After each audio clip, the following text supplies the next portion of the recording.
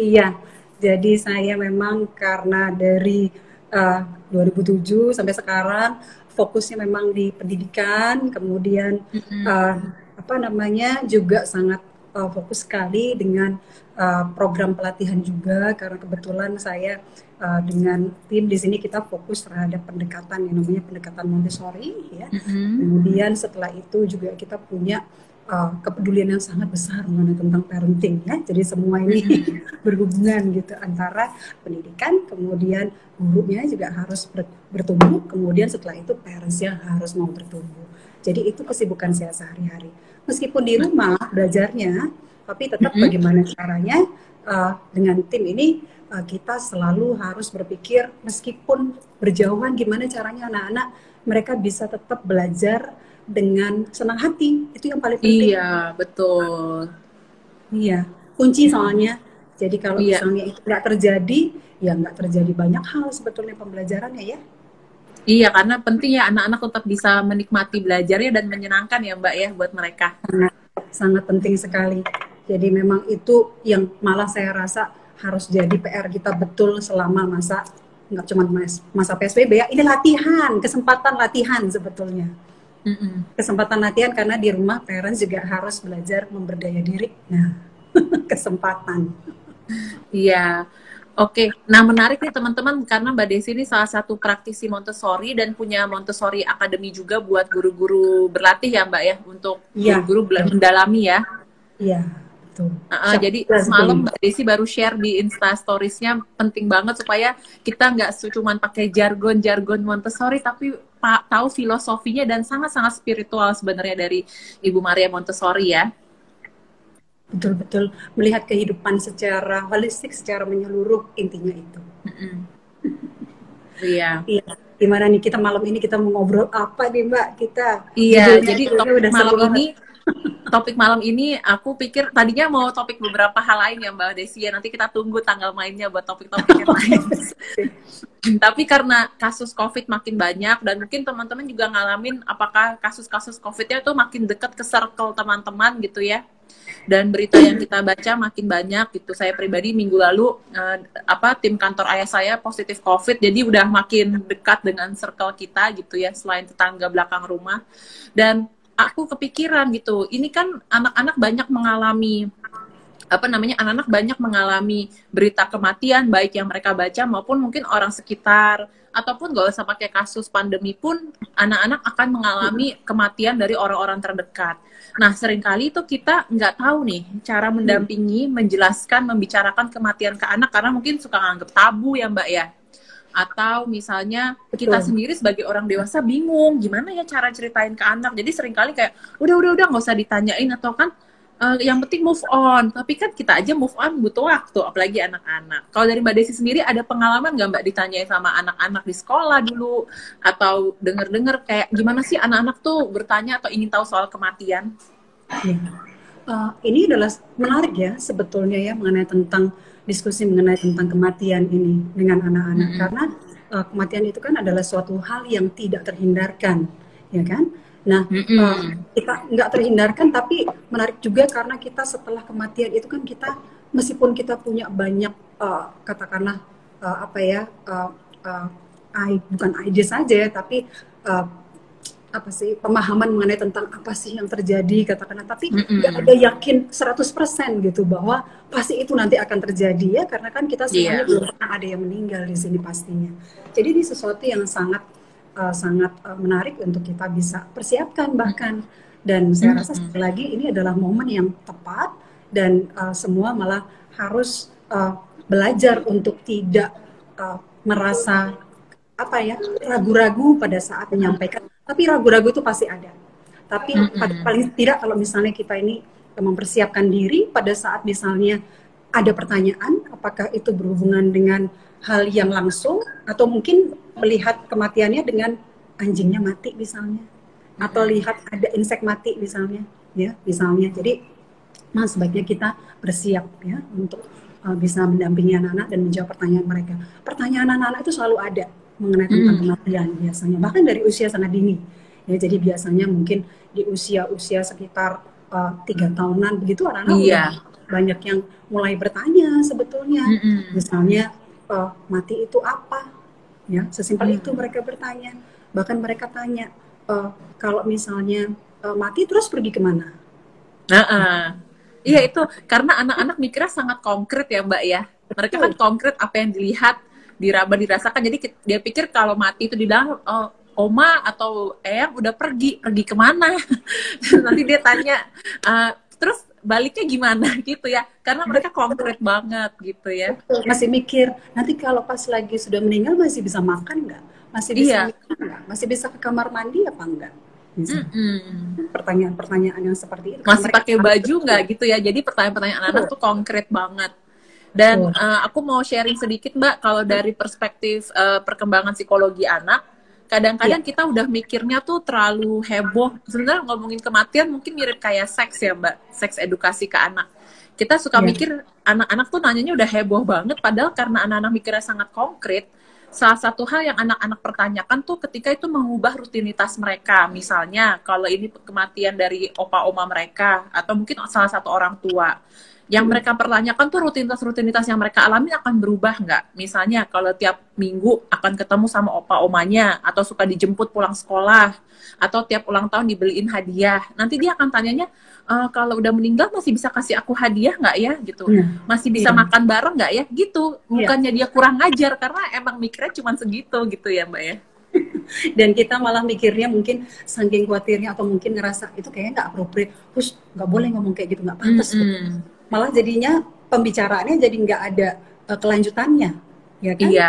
Misalnya terjadi seperti itu, malah anak akhirnya merasa, wah kalau kita mau ngomong begitu aja, rasanya aja sudah kayak ada barrier, ya kan? Kan Mm-mm. mungkin kita nggak ngerti gimana cara ngomongnya, lalu pasang Iya. barrier gitu kita secara kita nggak Mm-mm. sadari.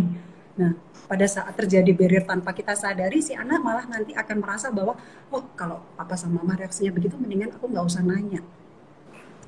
Malah jadi tertekan sebetulnya keinginan tahunan mereka itu, apalagi kalau pas lagi kejadiannya, wah tambah nggak mau Iya. dan malah menyimpannya ke dalam kesedihan berlarut-larut. Iya. Dan Iya, buat anak-anak kan setiap kali mengalami emosi yang besar, big emotion, entah itu senang, sedih, berduka. Berduka tuh kan emosinya agak bercampur ya Mbak. Ada rasa sedih, betul, kecewa, kangen gitu kan. Jadi karena betul. emosinya kompleks, anak-anak tuh butuh dibantu sama orang dewasa untuk menerjemahkan lewat kosakata emosi. Oh, kamu lagi ngerasa apa? Oh, yang sekarang lagi kangen ya? Biasanya bisa gampang telepon. Oh, kamu lagi sedih ya? Kita kalau ngumpul udah orangnya berkurang. Jadi ini kita sebagai orang dewasa penting banget memakai kosakata emosi ya Mbak Desi ya, untuk membantu anak menerjemahkan rasa yang besar ini. Kalau enggak yang tadi Mbak Desi bilang, rasa yang besar kerasa, intens, tapi dia lihat kok orang sekitar saya kayaknya nggak ngebolehin saya buat ngomongin ini ya, akhirnya dipendem, dan ini malah bisa berefek ke masa remaja atau masa dewasa, atau pengalaman pertama kehilangan. Jadi ngalamin pengalaman kehilangan dan rasa percaya atau trust sama orang, jadi kayak aduh nggak enak ya cinta sama orang, kalau cinta bisa hilang, orangnya bisa meninggal, aduh nggak enak ya saya punya rasa sayang ke orang lain, malahan saya jadi kepikiran mendingan saya nggak usah sayang orang. Kadang-kadang di masa anak-anak bisa muncul pemikiran-pemikiran seperti ini. Kalau dari Mbak Desi gimana Mbak, ada tanggapan? Ya, betul Mbak. Itu pengalaman dari masa kecil itu sudah pasti seperti ya kalau kita berbicara selalu seperti iceberg itu kan tertutup ya di bawah itu seperti di bawah Mm-mm. itu itu yang sebetulnya betul-betul di alam bawah sadar dan kuat sekali, dan kalau sampai itu tidak bisa terselesaikan dan kemudian sampai dialami di usia dewasa dan itu Mm-mm. mempengaruhi bagaimana cara dia berpikir, punya trust dengan orang, dan saya rasa itu sangat memungkinkan sekali gitu ya tentang hal Mm-mm. tersebut. Kalau di usia dini mungkin kehilangan orang yang sangat dekat mungkin ya, Mm-mm. tanpa kita sadari kita nggak pernah ngobrol, lalu kemudian dewasa kita ternyata nggak mau trust sama pasangan kita karena takut banget seperti dulu pengalamannya ditinggal sama ayah mungkin pada saat waktu usia Mm-mm. dini. Wah, itu saya rasa pasti menjadi satu hal yang akan juga disesali sebetulnya oleh ibu dan keluarga kalau mereka tahu gitu ya, sebetulnya itu mungkin adalah apa namanya, uh, apa ya, penyebabnya ya, Mm-mm. saya rasa begitu.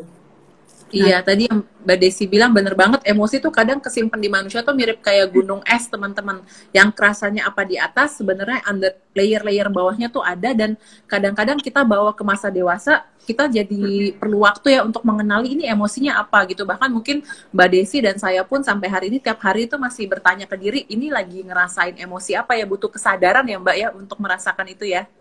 sangat.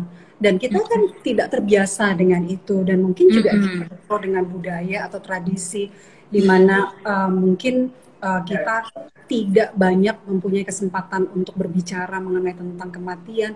Nggak perlu sebetulnya, mungkin kita tuh bagaimana mungkin sekarang ini bisa mempersiapkan diri dan belajar tidak menjadi terlalu ekstrim, katakanlah tidak membicarakan, atau ekstrim banget dengan membicarakan berlebihan. Dan itu nggak Iya, ada ya. butuh yang pas ya. Nah, butuh kita di tengah-tengah bagaimana caranya nggak berbicara, katakanlah seperti sekarang, kalau kita membicarakannya secara berlebihan, atau kalau kita sedang mengalami ada kesedihan karena ada anggota keluarga yang meninggal, dan kemudian kita sendiri atau mungkin proses kematian, bahkan belum meninggal tapi baru akan meninggal. Lalu kemudian setelah itu kita berlebihan secara tidak sadari, itu pun akan membuat fear yang begitu besar dengan anak. Jadi memang ini adalah sesuatu yang saya rasa butuh butuh kesiapan, butuh kita juga perlu kira-kira punya ide mesti ngomongnya gimana, kira-kira paham tentang perasaan kita juga. Kalau kita nggak sadari perasaan kita juga, gimana caranya kita bisa assisting sama dampingin anak ya, untuk dia bisa expressing dia punya emosi, dan itu nggak gampang karena Iya. mostly nggak terbiasa dengan itu. Tapi kalau latihan bisa ya Mbak ya. Iya, dengan kitanya sendiri sebagai orang dewasa perlu terus-menerus berlatih dengan sadar menyadari emosi kita, karena kalau kita belum sadar, belum kenal sama emosi kita, kita agak susah bantuin anak-anak atau remaja ya Mbak ya. Sangat-sangat diperlukan untuk kita bisa mengenali perasaan itu. Istilahnya kita melakukan perenungan sering. Kalau toh kita sedang mengalami satu, mungkin bukan dalam konteks kematian, latihannya bisa dimulai dengan keseharian kita. Jadi ya belajar betul gitu, kita merasakan betul situasi sekarang ini saya lagi mengalami apa. Kalau memang lagi kesel terhadap sesuatu, ya saya admit dengan perasaan itu dan saya mengakui saya memang ada kesalnya saat ini, dan ada perenungan terus gitu. Bahkan kalau misalnya dengan orang lain, ya belajar untuk memahami perasaan itu dan mengkomunikasikannya dengan baik. Itu juga bisa jadi satu latihan yang baik ya sebetulnya. Mungkin paling nggak sama suami atau sama ya, pasangan ya, kalau belum nikah gitu, kita belajar dengan menyampaikan dengan cara yang proper, dan itu butuh waktu, butuh latihan. Mengenali emosi bisa mungkin dengan journaling. Mbak Nasni pasti tiap hari ya Mbak ya, journaling ya Mbak ya. Nah, Kalau lagi rajin nulis, kalau enggak cuma di pikiran doang. apa-apa nulis, bayanginnya di sini nulis gitu tiap hari itu ya. Nah, tapi bisa kalau menurut saya juga dengan berlatih, kalau when it comes to kita mengenali tentang emosi, paling tidak ini ngomongin kitanya ya, latihan kitanya gitu Iya. ya. Saya rasa kita bisa memulai dengan meniatkan besok pagi, mulai besok pagi seharian penuh saya akan, misalnya saya tahu, aduh saya kalau lagi marah saya nggak bisa ngontrol ya rupanya ya. Nah, paling tidak apa yang saya akan lakukan besok pagi, mulai besok pagi sampai seharian penuh saya akan berniat saya nggak marah. Nah, itu bisa sebetulnya kita lakukan begitu. Lalu di review 3 kali, itu latihan saya Mbak, biasanya gitu. Iya, Pagi, benar-benar. Jadi siang, pagi, malam. siang, malam kita bisa tanya ke diri, cek dulu ke diri, Iya. lagi ngerasain emosi apa sih. Terus kalau teman-teman yang nggak biasa atau butuh skala, bisa pakai 1 sampai 10. Intensitas Bagus banget. emosi yang saya rasain ini di skala berapa. Iya, iya. Dan apa namanya, kalau misalnya, dan jangan sedih hati dan patah semangat kalau ternyata pada saat kita merasakan misalnya rasa marah, rasa kesal, lalu kita nggak bisa handle kemarahan itu, berarti memang perlu latihan lagi berarti. Tapi mengakui bahwa kita merasakan itu saja, itu langkah awal yang berani. Udah relieving banget mengakui ya. Sangat menurut saya seperti itu. Kalau Mbak Ana sendiri pengalamannya anak-anak lately ini ada nggak Mbak, ada apa namanya, klien-klien anak-anak yang mana mereka bertanya mengenai kematian, sharing-sharing Mbak. Saya ingin dengar juga. Jadi beberapa kali, jadi di luar pandemi, beberapa kali aku menangani kasus konseling di mana anak-anak itu mengalami kematian orang terdekat tuh di usia kecil, di usia 5-6 tahun, 8 tahun, terus mereka baru ketemu aku di usia remaja. Dan ternyata kita harus memproses lagi emosi yang di masa kecil itu, karena dulu nggak ada, istilahnya nggak ada proper grieving, nggak boleh berduka dengan waktu kan. Apalagi kadang-kadang kita di Indonesia kan suka gini, jangan nangis, nanti kalau nangis yang meninggal berat gitu kan. Padahal kita butuh waktu ya untuk memproses emosi ini gitu kan. Terus juga anak-anak itu karena otaknya tadi masih sangat konkret, kadang-kadang mereka bisa over and over ngulang-ngulang lagi loh ngomongin hal yang sama terhadap kedukaan mereka ini. Kadang-kadang kitanya yang orang dewasa nggak sabar, kok ngulang-ngulang lagi sih ngomongnya, kan udah meninggal, ya udah sih gitu kan misalnya. Tapi bahwa otak anak itu butuh ngulang-ngulang ya Mbak ya. Anak-anak kalau di sekolah kan nanya berulang kali gitu ya Mbak ya. Mereka nanyanya bisa puluhan kali tentang hal tersebut, bisa puluhan kali, bisa ratusan kali. Dan mereka memerlukan itu gitu. Jadi kalau kitanya nggak sabaran sama mereka dalam menjawab. Iya, halo?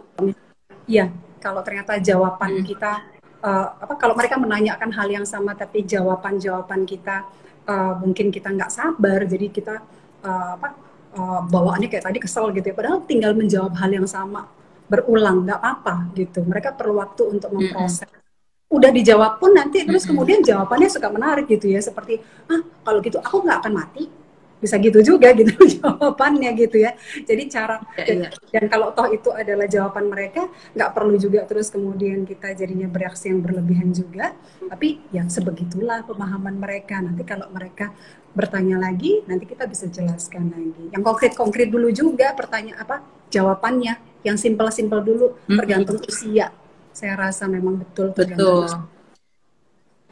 Sebelum kita jawab ada pertanyaan nih, aku pengen jelasin ke teman-teman bahwa dalam berduka itu ada 5 tahapan, ada grieving cycle.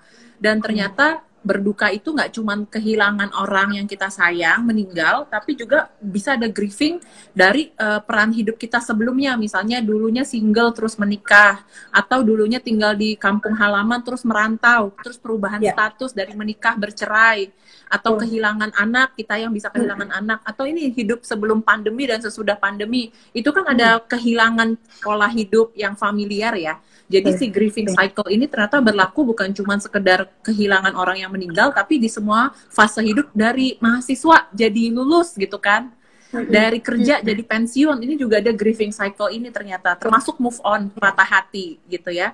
Jadi yang pertama itu kita denial, di mana kayak enggak kok, kayaknya masih ada dia, masih bisa sama-sama gitu. Dari denial, dan fase ini perlu dilewatin. Dan kalau kita jadi orang yang teman kita atau saudara kita lagi denial, diterima aja, oh iya ya, buat kamu masih nganggapnya ini dia masih ada ya. Kalau kita kayak, weh sadar dong, itu kayak kita nggak menerima dia di frekuensi yang dia lagi butuhin. Lalu dari denial, nggak percaya, terus marah, angernya muncul. Kenapa sih perginya sekarang gitu? Kenapa sih harus kayak gini gitu kan? Misalnya anak-anak bisa yang kayak, aku kan masih pengen main bareng, kenapa udah nggak ada orangnya misalnya.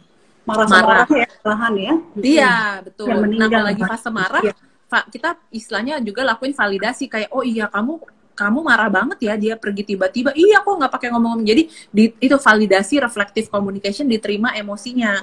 Terus yang ketiga, sadness, sedih. Nah, ini baru the real sadness baru kerasa. Kadang-kadang buat tiap orang beda-beda ya. Nanti mungkin Mbak Desi bisa cerita pengalaman grieving, karena ada orang yang grieving sampai ke sadness ini baru 2 bulan, 3 bulan setelah kejadian, atau 6 bulan, atau bahkan setahun. Tiap orang beda-beda. Nah, dari sadness yang sedihnya muncul, baru kemudian kita ke tahap keempat bisa mulai bargaining. Oke, kalau dia udah nggak ada, atau kalau fase hidup saya udah berubah, saya perlu ngapain ya? Kayak kita nih masuk masa pandemi, oke, saya tetap harus di rumah aja, saya mesti ngapain ya? Jadi ada opsi bargaining dengan situasi hidup sekarang. Yang di tahap kelima, kita baru bisa acceptance, menerima, oke, this is it, we have to move on. Tapi emosi manusia kan kayak lapisan kulit bawang ya Mbak Desi ya, kayak lagu Syahrini Maju Mundur Cantik. Jadi kadang-kadang kita udah sampai tahap sadness, udah mulai acceptance, ada hal memicu nih, baik ingatan, atau lihat orang kayak bajunya mirip, atau makanan kesukaan, atau anniversary misalnya, oh ini biasanya kita waktu bersama-sama bareng-bareng, jadi keinget lagi, jadi sedih lagi, atau jadi marah lagi. Itu ternyata emosi manusia seperti itu teman-teman. Mbak Desi ada yang mau ditambahin dulu? Iya, jadi ini memang sesuatu yang apa namanya, yang saya rasa akan baik kalau kita sudah siap bahwa memang ada stages yang seperti ini ya. Jadi ada Mm-mm. tingkatannya gitu. Kalau misalnya kita grieving dan dibutuhkan sekali Mm-mm. kesabaran kita, kesiapan kita Mm-mm. untuk kita misalnya kita sabar dalam situasi tersebut ya.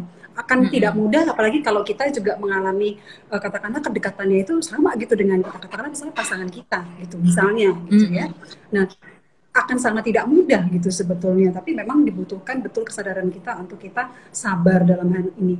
Tadi Mbak sudah bilang mendengarkan, ya Mm-mm. mendengarkan itu Mendengarkan penting banget dan make ourselves available.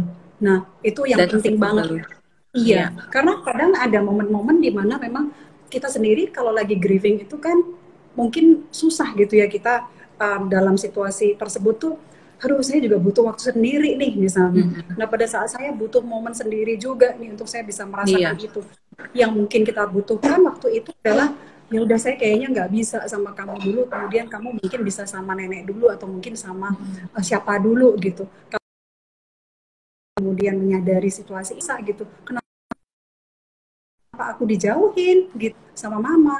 Kenapa atau orang terdekat yang lain ini sudah aku sedih tapi kenapa masih harus dijauhin lagi? Nah, di situ akan membuat perasaan Iya. Ana juga semakin bertambah merasa bersalah mungkin, marah juga. Jadi Iya. harus harus accept dengan perasaan ini dan kita Mbak udah sebutkan ada 5 tadi itu akan dialami oleh siapapun. Kita orang dewasa juga ngalamin juga, Mbak, ya kan? Iya, betul. Pastinya Tadi yang gitu. Mbak Desi bilang menarik, Mbak. Kadang-kadang kita kan lagi grieving juga, terus kita langsung misalnya kabur ke kamar, nggak kasih penjelasan ke anak ya. Padahal, terus kita tuh suka Iya, ngerasa, ih, tabu jelasin ke anak lagi sedih, nanti dia nggak ngeliat kita orang tuanya kuat gitu. Padahal anak butuh tahu kita manusia juga yang ada sisi vulnerable-nya ya. Jadi kita bisa bilang, mama atau papa lagi kepikiran ini nih opa, jadi mau nangis dulu sebentar 15 menit di kamar, mau sendiri dulu, betul. nanti kalau udah baru kita main lagi. Jadi anak butuh dijelasin. Kalau kita langsung tinggalin dia, si anak itu dalam kondisi apapun, mereka tuh anak-anak tuh baperan ya ke orang tuanya. Jadi dia suka bikin kesimpulan sendiri nanti kayak, oh ayah, papa atau mama masuk ke kamar tuh marah ya sama aku ya. Main Iya, sendiri. suara. Oke. Ini agak ngelek nih, Mbak. Suara saya dengar Mbak Anas? Iya, saya Mbak Anas dengar suara saya. Kedengeran, kedengeran. Iya, udah. Oke, oke, oke. Udah, Mbak, silakan. Oke. Nah, sekarang ada pertanyaan nih Mbak Desi. Mungkin dari Mbak Desi dulu nih. Mau nanya gimana caranya membantu anak untuk menyampaikan emosi mereka tanpa membuat luka baru bagi anak terhadap kejadian sudah berlalu. Biasanya dikasih parenting coach, orang tuanya ngasih sarannya seperti apa? Oke tadi. Ini suaranya agak ngelek-ngelek dikit. Boleh sedikit diulang, Mbak? Tadi saya Oh khawatirnya iya, salah tangkap tadi. Pas ya lagi ini suaranya ada hilang. pertanyaan di chat, makanya gimana cara anak Oh, oke, oke. Di chat menyampaikan ya. untuk menyampaikan emosi mereka tanpa membuat luka baru bagi Membantu anak anak terhadap menyampaikan. kejadian yang sudah berlalu. Oh, oke, menyampaikan emosi mereka. Kadang dari pertanyaan mereka memang disinilah kita, saya rasa perlu juga untuk peka ya sebetulnya pada saat mereka bertanya mungkin berkali-kali. Disinilah kita sebetulnya mungkin dibutuhkan kepekaan kita untuk oh bukan hanya menjawab, tapi ternyata si anak ini juga sedang merasakan mulai ada kesedihannya itu. Jadi kita bisa membantu dengan misalnya bertanya, kamu lagi sedih ya? Tadi mungkin Mbak Anas juga udah sampaikan ya. Jadi kita, oh rupanya kamu lagi sedih ya karena nenek meninggal. Jadi kita bantu dengan kata itu, dengan menyampaikan emosi sedang sedih ya. Nah, kalau dia lagi mungkin menunjukkan dengan kemarahannya, tantrumnya yang tiba-tiba agak repetitionnya itu lebih sering, kemungkinan dia sedang mengalami itu juga. Karena kan bentuk Iya, bentuk grieving itu bermacam-macam sekali kan. benar-benar bentuk grieving ternyata bermacam-macam Banyak, ya. banyak banget. Nah, tapi kalau Ada kita yang jadi bisa, kompensasi kerja kalau orang dewasa, oh ada iya, yang malah-malah iya ngapa-ngapain ya Mbak ya. banget. Jadi kalau misalnya tiba-tiba setelah mengalami apa namanya, ini kalau orang dewasa memang mengalami situasi baru mengalami kematian orang terdekat, kita bisa menenggelamkan diri dengan kesibukan. Nah, itu sangat memungkinkan sekali. Tapi kita Iya. berpikir bahwa dia nggak kenapa-kenapa, she's okay gitu. Padahal sebetulnya grieving gitu. And it can stay untuk bertahun-tahun loh itu, seperti itu.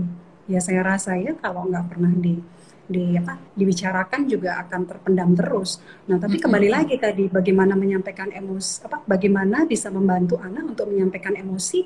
Jadi kita bisa dengan sangat sederhana, dengan kepekaan, kita dengan cara yang lembut, kita bisa bertanya kepada anak.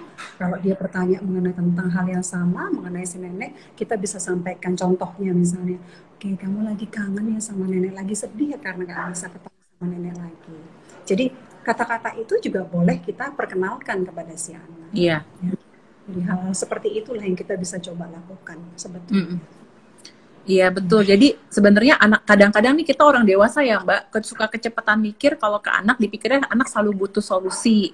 Terus mitos juga kita pikir anak tuh nggak boleh ngerasain emosi yang nggak enak. Padahal ternyata anak-anak itu cuma butuh dibantu untuk dikenali. Ini rasa ini namanya apa sih? Oh kamu lagi sedih ya? Oh lagi kangen ya? Terus ditemenin.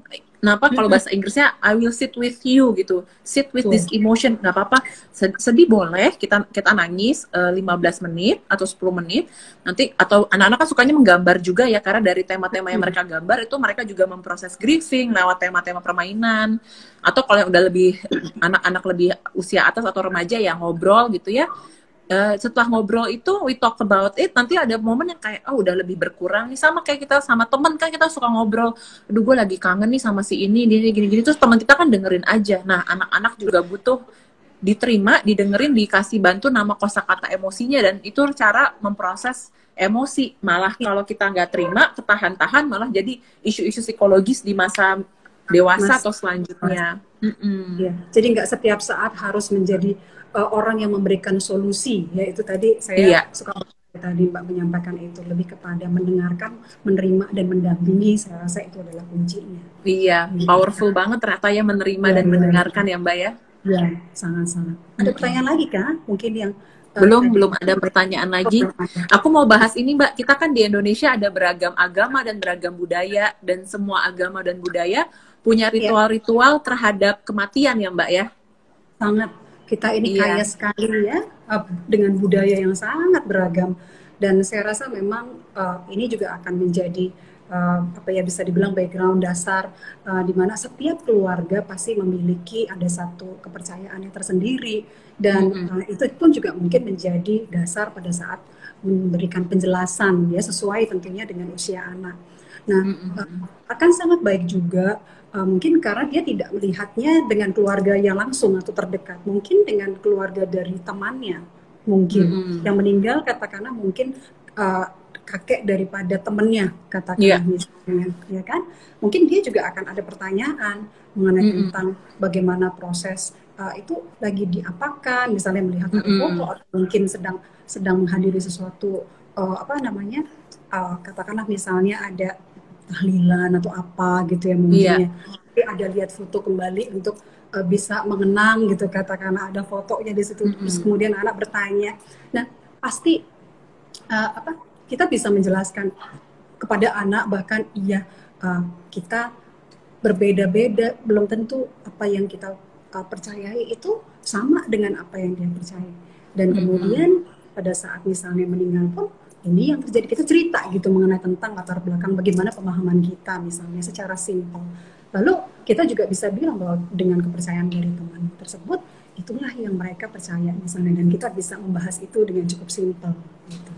Saya rasa itu diperlukan ya. Dengan begitu anak juga belajar apresiasi, dan kemudian mereka belajar untuk bahkan mencari tahu lebih jauh, dan kemudian belajar untuk memberikan support juga kepada temannya dari sedini mungkin juga gitu, tanpa melihat bahwa itu adalah hal yang salah gitu, karena nggak sama apa yang terjadi mungkin dengan yang saya pahami atau saya dengar.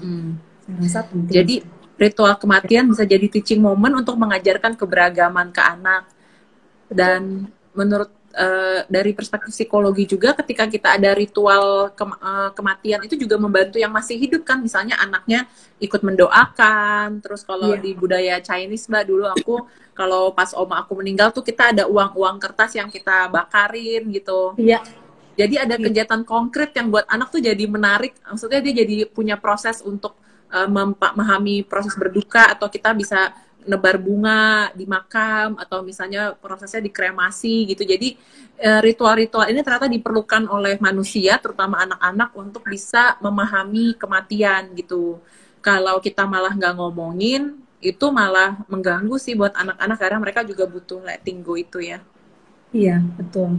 Ya, ini coba kalau misalnya bahkan ini sih yang terjadi biasanya juga, bahkan kalau misalnya di sekolah ini ya kita ya, memang Mm-mm. anak-anaknya biasanya di bawah 6-7 tahun, dan ada momen-momen di Mm-mm. mana kita misalnya membicarakan tentang tradisi dan budaya dari daerah yang sangat beragam, Hmm. dan katakanlah misalnya kita contoh saja misalnya apa yang terjadi misalnya di Bali pada saat misalnya mereka ada upacara, lalu kemudian ada mungkin fotonya di situ adalah mengenai tentang upacara, kebetulan ngaben gitu. Ya di situ kita bisa Ngaben membawa ya. dengan sederhana juga. Atau Mm-mm. mungkin ada budaya kalau misalnya teman-teman kita yang dari Sumatera misalnya, Mm-mm. ya dari teman-teman yang dari Batak, apa yang terjadi di sana. Bisa menjadi satu hal yang bukan menakutkan pada saat dijelaskan, tapi menjadi satu Iya, pengalaman yang hubungannya dengan menghargai budaya yang beragam yang kita menghargai miliki budaya. dibanding. Mm-mm. Iya, itu saya Betul. rasa sangat bisa itu kita perkenalkan sedini mungkin tanpa harus khawatir kita untuk membuat anak merasa takut misalnya dengan apa yang Iya, dia lakukan. Iya, penting betul. banget. Dan emosi berduka itu seperti gelombang. Jadi mungkin dalam tahun-tahun mendatang tetap ada pertanyaan seperti itu. Kalau aku refleksiin pengalaman aku, Mbak, aku kehilangan oma yang dulu ngurusin aku dari kecil tuh umur 15 tahun.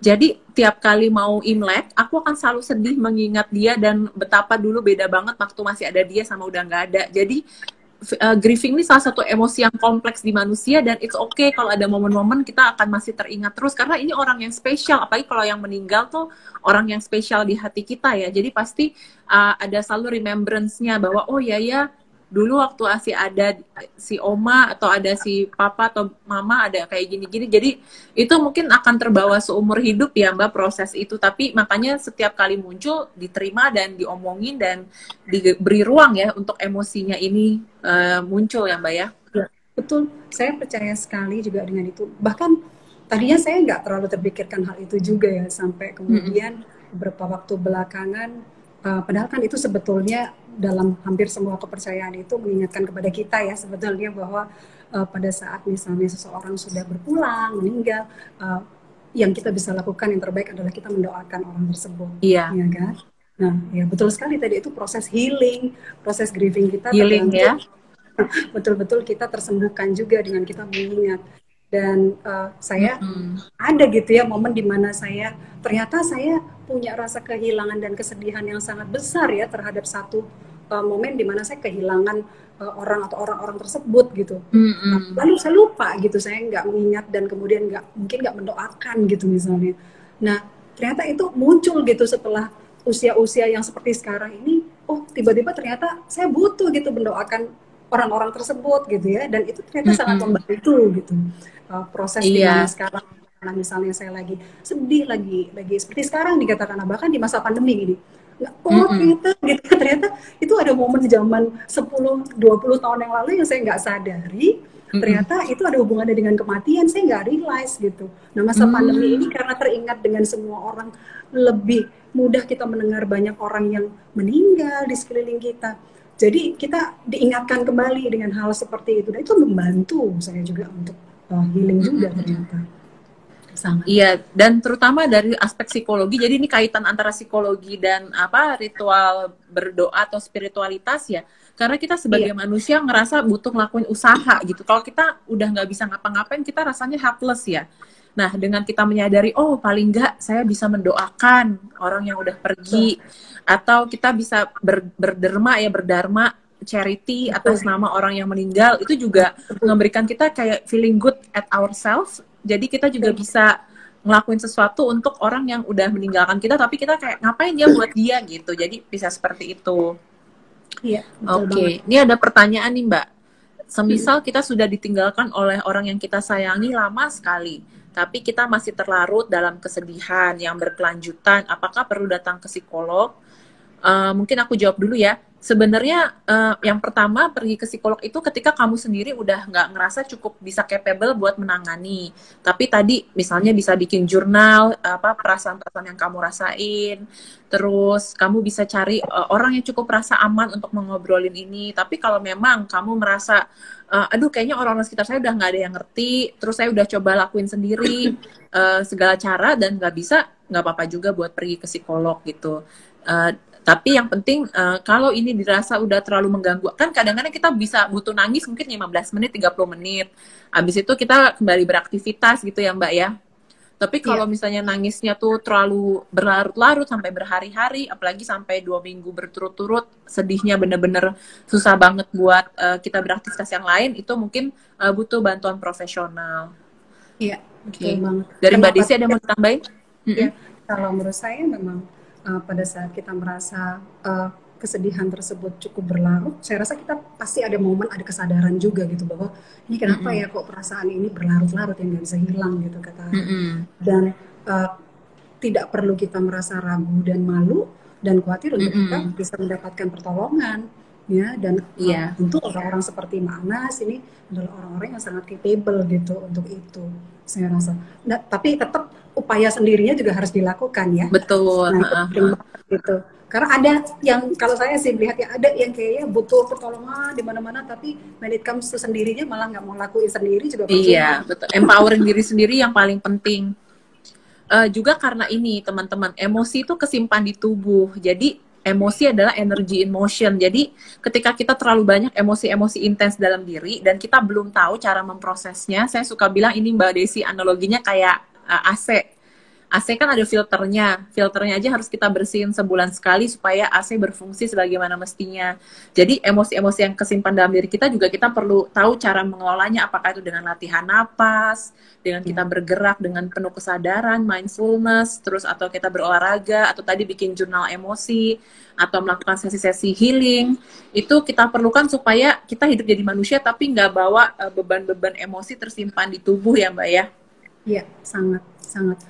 Jadi saya tadi senang banget Mbak Ana sebutkan banyak sekali tadi ada contoh-contoh yang sebetulnya bisa sangat membantu, bahkan yang kalau kita yang saya ini lagi praktekin sebenarnya udah denger dan melakukannya udah cukup lama tapi nggak terlalu intens. Nah, tapi ini dalam beberapa waktu, katakanlah setahun terakhir, saya mencoba banget untuk melakukannya meskipun tidak mudah.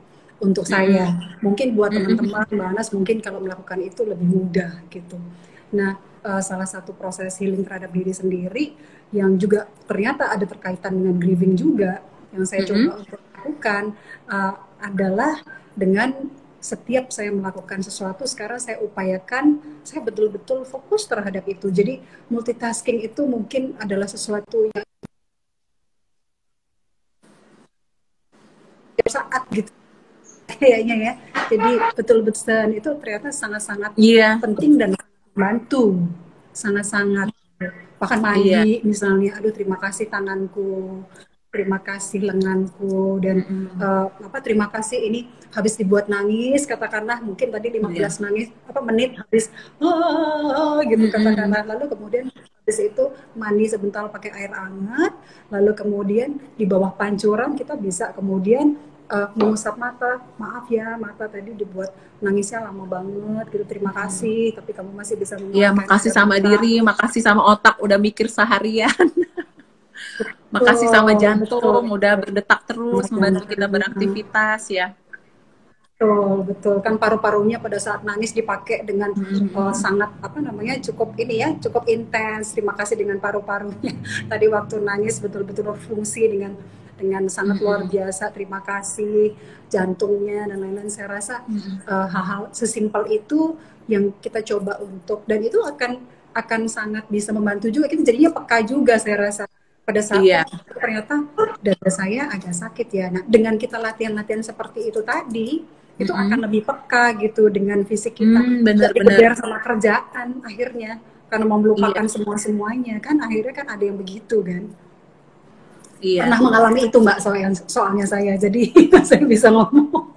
Betul, betul. Jadi kadang-kadang kita Gitu ya. lupa bahwa connection antara emosi dan badan ini, body sensation ini perlu kita tingkatkan karena akan meningkatkan kesadaran kita sebagai manusia ya Mbak, dan kesadaran akan perasaan-perasaan yang kita rasain ya. Betul, betul banget gitu. Karena apapun yang kita rasakan, sebetulnya nomor satu dia akan memberikan tandanya di tubuh kita, di bagian-bagian tubuh. Apakah sakit kepalanya, sakit di dadanya, sakit di perut, dan sakit di bagian tubuh yang manapun. Itu pasti saya rasa 90% terkoneksi dengan emosi yang kita alami. Saya rasa sih sangat begitu banget. Iya.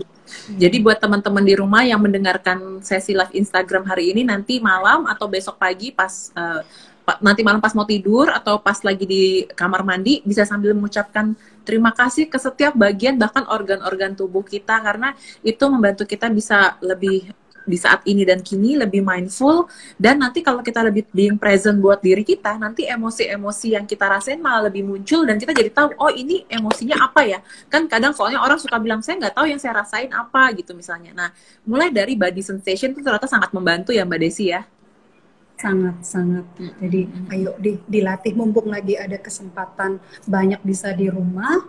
Kita kalau kerjanya juga semakin repot, malah mungkin harus semakin meniatkan diri untuk ambil waktu jam berapapun, mungkin habis anak-anaknya tidur.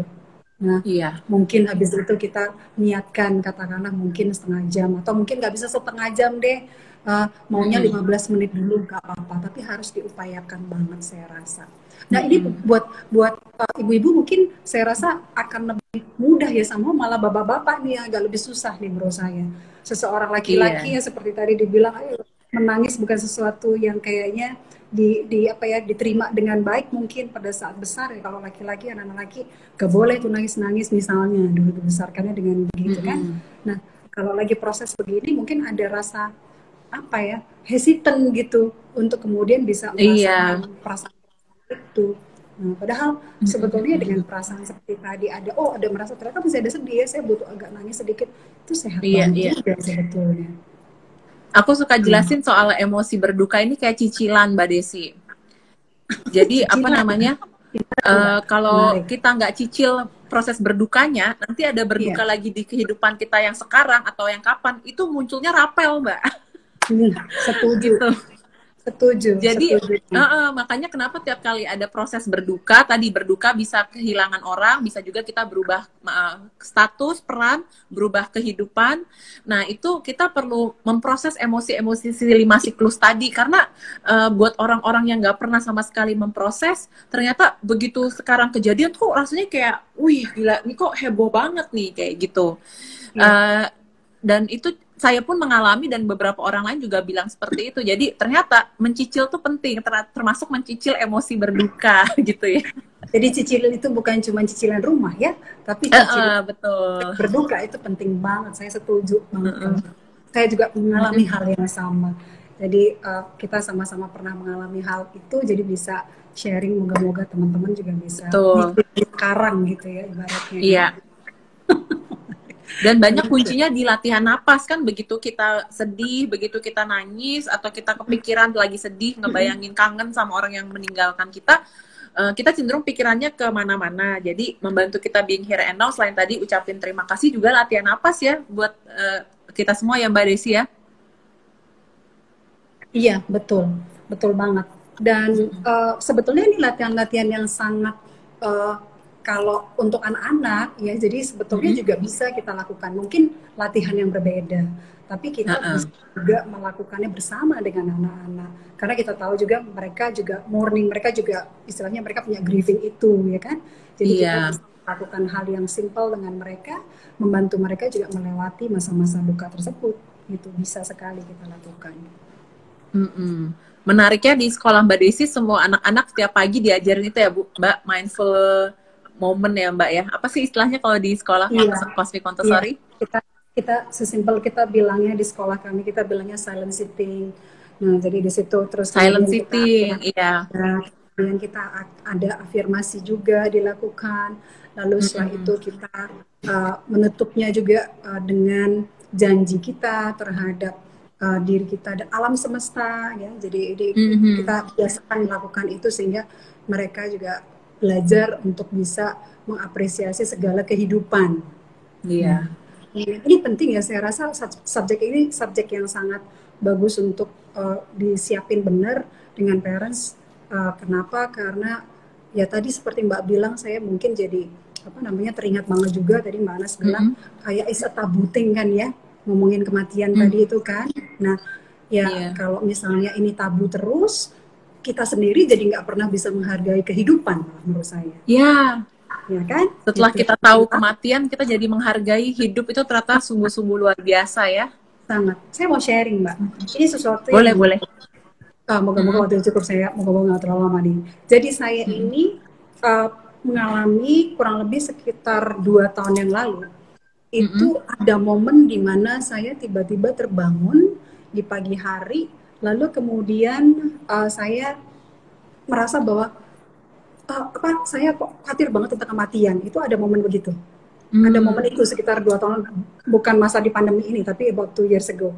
Nah, kemudian itu ada proses gitu, di mana ternyata cicilan saya ternyata nggak dilakukan dari dulu-dulu tuh ya. Nah, jadi untuk anak-anak udah tahu tuh harus gimana, tapi ternyata untuk dirinya sendiri lupa gitu. Jadi, yuk kalau bisa kita pastikan kita sebagai orang tua nomor 1 siap dulu, lalu kemudian setelah itu baru kita memastikan kita siap dan kita bisa dampingin anak-anak. Sekali lagi sih itu yang saya mau ajak dan dorong parents untuk melakukannya. Pernah ada pengalaman mungkin Mbak mengenai tentang kalau mendampingi teman atau mungkin klien juga yang mana adalah krisis yang mengenai tentang bencana gitu misalnya. Adakah yang seperti itu Mbak? Mungkin ingin dengar juga pengalaman dari Mbak. Kematian ini sebenarnya banyak, kalau dibikin lebih spesifik ada banyak kondisinya ya, karena ada kematian karena bencana alam, ada kematian karena sakit, ada kematian mendadak karena kecelakaan ya. Nah ternyata secara penelitian psikologinya ternyata tuh kemampuan kita sebagai manusia menerima itu beda-beda tergantung alasannya. Dari riset, manusia tuh lebih bisa menerima kalau itu natural disaster. Walaupun nggak mudah juga, nggak ada yang mudah. Tapi kalau itu kayak tsunami, bencana alam tuh kayak lebih mudah terima dibandingkan misalnya amit-amit dia dibunuh orang gitu kan. Atau kecelakaan, itu kan sudden banget, sudden death gitu. Tapi ada juga kematian dari orang yang dia proses sakitnya udah lama. Jadi keluarganya udah lebih siap menerima, bukan lebih siap, udah lebih kebayang.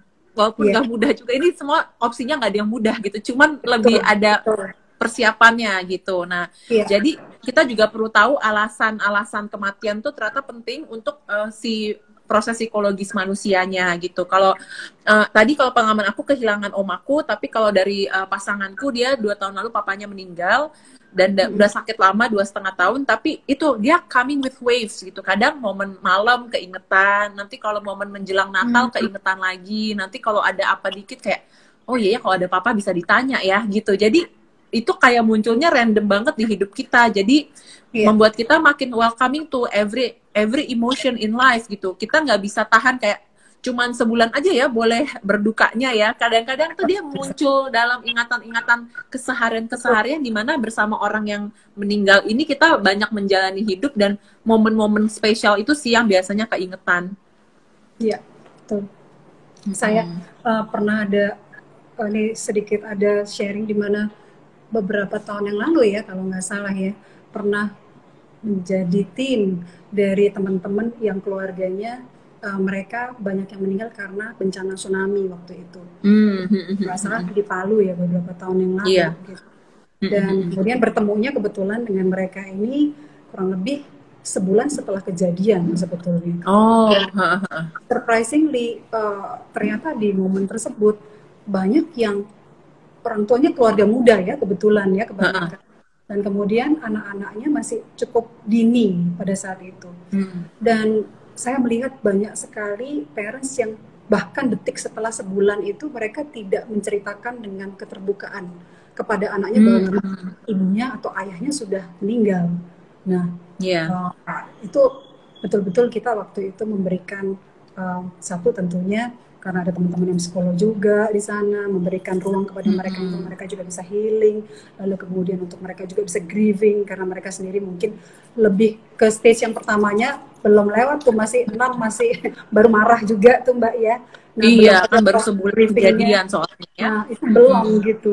Lalu setelah itu bahkan mereka menghindari avoiding gitu untuk bisa menjelaskan kepada anak-anak, sehingga disitulah waktu itu saya dengan teman-teman waktu itu memberikan dorongan untuk supaya mereka memiliki keberaniannya secara bertahap untuk bisa menjelaskan kepada si anak. Karena kalau enggak, saya bertanya waktu itu, udah nanya enggak? Ya udah nanya, tapi setelah itu bagaimana ya, karena mungkin saya jawabannya avoiding terus, akhirnya anaknya nggak nanya, takut nanya gitu. Itu merasa akan jadi sesuatu yang sangat tidak sehat nantinya kalau misalnya itu tidak dibantu pada saat proses grievingnya. Itu penting sih Mbak. Kadang-kadang aku nggak tahu kenapa kita di Indonesia ada belief bahwa lebih baik bohong sama anak daripada ngomong yang sebenarnya. Tapi anak-anak itu, kan anak-anak tuh peka sekali ya Mbak. Apalagi di filosofi Montessori kita percaya anak-anak itu udah makhluk spiritual sejak lahir ya Mbak ya. Iya, jadi anak-anak tuh peka banget tahu kalau kita bohong. Mereka tuh mungkin nggak ngerti konsep secara kognitifnya, tapi mereka nangkep rasanya. Kok kayaknya ada something fishy ya, ini kok kayaknya ada sesuatu yang beda gitu. Jadi daripada nanti malah relasi kita sama si anak itu terganggu gara-gara kita bohong, mending kita ngomong. Hari itu pasti dia akan nangis. Misalnya berita buruk, nggak ada orang yang akan ketawa lah nerima berita buruk. Hari itu dia nangis, tapi kita akan bersama-sama dia memproses berita ini, dibandingin kita iya nggak apa-apa lagi pergi kayak gitu, tahu-tahu nanti suatu hari dia akan nanya terus kan, orang ini kemana ya. Jadi lebih baik kita jujur bersama anak, bantu anak memproses emosinya di hari itu dan mungkin di hari-hari yang selanjutnya, daripada kita sok nutup-nutupin ya, namanya kebohongan suatu hari bakal terbuka, malah nanti dia benci sama kita, kenapa dulu saya dibohongin kayak gitu. Betul. Yang malah kita jaga juga jangan sampai misalnya terjadinya di bawah usia remaja, begitu remaja terus kemudian dia malah mengambil jarak sama kita. Nah itu kan momen krusial Mbak ya, kalau lagi adolescent itu momen-momen dimana kalau bisa kita terkoneksi juga dengan mereka, dengan segala naik turunnya emosi mereka pada saat itu. Saya rasa ya Mbak ya, jangan sampai kita kehilangan mereka juga secara katakanlah mungkin ketemu tapi nggak present, kita nggak connect. Wah, saya rasa kalau memang itu terjadi dari usia sangat dini, ya mungkin mau nggak mau kita harus cicil itu tadi sekali lagi. Cicil untuk healingnya. Iya, tapi itu butuh proses. Ini ada Nikita juga, hai Nikita, nanti kapan-kapan Nikita yang sharing nih. Oke. Mbak Desi, untuk tema kita hari ini, Mbak Desi ada apa kalimat penutup buat topik hari ini tentang menjelaskan dan membicarakan kematian sesuai tahapan usia anak? Iya, jadi memang ini satu hal yang sekali lagi suatu hal yang tidak terhindarkan, dan mari kita berdamai dengan, jadi mari kita tidak menganggap bahwa hal ini adalah hal tabu ya. Penting untuk kita mempersiapkan diri juga karena ini adalah bagian dari kehidupan. Nah, iya, bagian dari kehidupan ternyata. Bagian dari kehidupan banget. Jadi kalau misalnya dari usia dini, ya mari kita jelaskan dengan sangat singkat dulu, mungkin dengan ya kalau orang meninggal, mungkin dia ada pertanyaan, bahkan mungkin nggak sedang mengalaminya, katakanlah dia melihat atau dari TV dia melihat dan dia ada pertanyaan apa, kita bisa jawab, orang yang meninggal itu berarti dia sudah tidak bisa bernafas, dia tidak bisa makan lagi, dia sudah tidak bisa berjalan lagi, dan kemudian kita jawablah dengan sesuatu yang konkret dan simpel ya. Kemudian semakin intinya adalah kita ada di sana mendengarkan, kemudian mendampingi there with the child. Ya, menurut saya kuncinya adalah kesabaran kita. Dan kita healing diri kita dulu juga. Iya, sama ke diri kita, sama ke anak tuh sama kalimatnya adalah whatever you feel, it's valid to feel it. Jadi apapun yang kamu mau rasain, kamu boleh gitu rasain emosi ini. Kadang-kadang kita juga karena kita ya tadi yang Mbak Desi ya, kita nggak terbiasa di budaya Indonesia buat merasakan emosi. Kita juga menahan-nahan emosi yang kita rasain. Tapi ada momen-momen yang kita bilang sama diri kita, apapun yang kamu lagi mau rasain, boleh kok rasain ini gitu. Betul. Dan anak juga kita bilang, kamu boleh kok ngerasain sedih, boleh ngerasain takut gitu. Ya, jadi jangan kaget kalau ada pertanyaan dari anak-anak, contohnya misalnya, Mama kapan meninggal? Jadi jangan kaget lagi gitu ya sekarang. Iya. Mm-mm. Iya, kita Anak dan mungkin kalau habis ada satu kejadian meninggal yang orangnya terdekat, anak-anak muncul ketakutan kayak mama nanti mama bakal meninggal nggak, papa bakal meninggal nggak. Jadi kan tadi anak-anak sangat konkret mikirnya. Jadi ketika satu hilang kayak ngelihat bola bowling ya, satu lagi juga bakal hilang. Ya kita betul. terima juga kayak oh ya pasti ya suatu hari akan meninggal. Mungkin nanti anak akan tanya nanti aku gimana kalau papa atau mama nggak ada. Ya kita namanya nggak tahu hidup kita kan nggak ada yang pernah tahu ya durasi kita di dunia ini berapa lama ya. Tapi kita bisa bilang kita nggak pernah tahu, tapi kita make sure setiap masa-masa yang kita bersama itu kita punya momen-momen untuk dikenang gitu dan kenalin juga ke anak-anak ke sosial support yang lain, misalnya apakah ada keluarga besar atau komunitas agama atau komunitas lain-lain yang bisa membantu anak gitu kan. Itu yang perlu kita kasih tahu ke anak karena hidup nggak kayak cerita fairy tale ya, pasti ada momen-momen pasti ada momen-momen naik, ada momen-momen kejatuhan, tapi gimana kita tetap bersama-sama dan buat anak tuh membantu dia mengenali emosinya karena one day kita nggak ada pun dia udah tahu skill mengenali dirinya sendiri. Betul. Jadi memberikan rasa aman penting sekali ya Mbak ya, berarti memberikan rasa aman penting sekali. Betul. In case misalnya toh ternyata kita nggak ada pun mungkin kita sudah bisa siapkan anak. Kan nanti juga ada oma, juga ada nenek, juga ada om yang selama ini selalu bersama dengan kamu, itu pun sudah atau bahkan teman keluarga yang udah kayak saudara gitu. Betul sekali.